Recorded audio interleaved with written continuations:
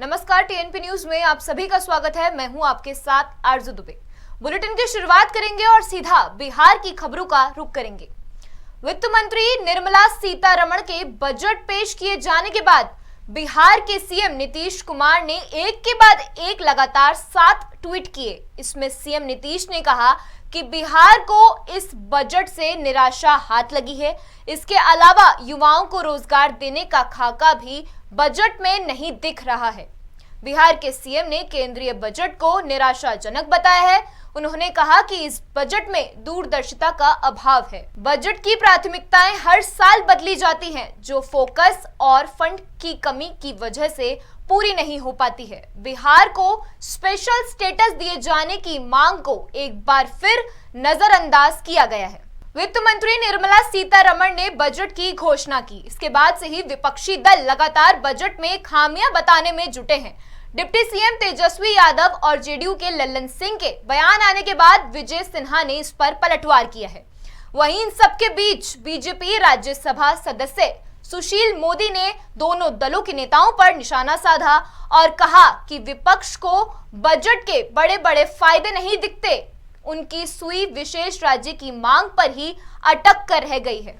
नीतीश जी कहते थे रेलवे का क्या हुआ, तो नीतीश जी आज तक का सर्वाधिक रेल में विकास योजनाओं के लिए खर्च के लिए 2,47,000 करोड़ रुपया रेल बजट में प्रावधान किया गया है और विकास कार्यों के लिए एक साल में 10 लाख करोड़ रुपए खर्च किए जाएंगे।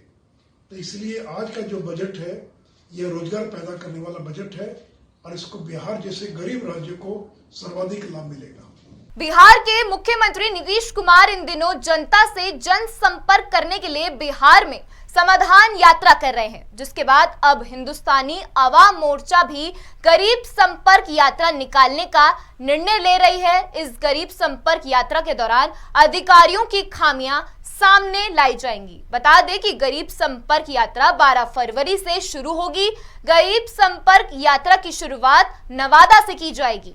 छपरा के तहरिया थाना क्षेत्र में एक विवाहिता की हत्या कर दी गई।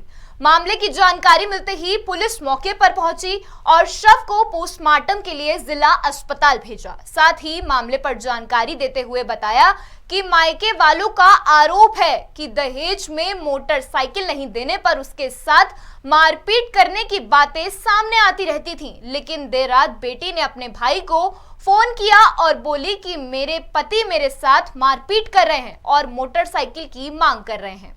अगली सुबह लड़की का भाई उसके घर पहुंचा तो पता चला कि उसकी बहन की हत्या करके शव को गंडक नदी में फेंक दिया गया है। फिलहाल पुलिस ने शव को बरामद कर लिया है और आरोपी पति को गिरफ्तार करके जेल भेज दिया है। शादी हुई ना, उसमें मुझे बाइक मिली थी, ठीक। उसके बाद इन लोगों बाइक की डिमांड हुई। शादी को विश्वकर्मा के शादी को 6 साल हो गया है, ठीक।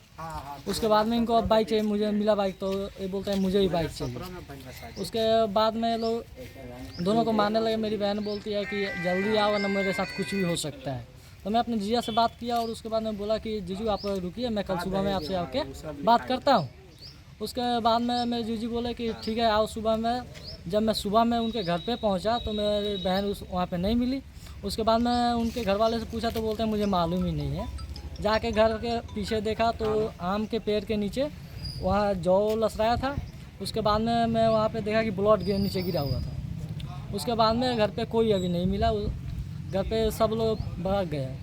कटिहार जिले के फलका थाना क्षेत्र में बीती रात आग ने भीषण तबाही मचाई। इस घटना में 5 परिवार के घर समेत दुकान में रखा सारा सामान जलकर खाक हो गया। हालांकि आग लगने के कारणों का अभी तक पता नहीं चल पाया है। फिलहाल पुलिस और ग्रामीणों के सहयोग से कड़ी मशक्कत के बाद आग पर काबू पा लिया गया है। हम लोग सब दुकान बंद कर करके हम घर चले गए हैं। उसके बाद करीब 11 बजे आग लगा है। वहाँ से आए हैं तो पुलिस वाला इस जगह थे, हमने बोला कि वही लोग हल्ला किया है। प्रावधान के तहत सभी पीड़ितों का मुआवजा मिलेगा। जो प्रावधान सरकार के तरफ से निर्देशित है उसके हिसाब से मिलेगा। आवासीय घर जला है उसके लिए भी प्रावधान है, दुकान के लिए जला है उसके लिए भी प्रावधान है। प्रावधान के तहत आएगा, उस सबको अग्नि पीड़ित सहायता के मद से उसको मिलेगा सहायता।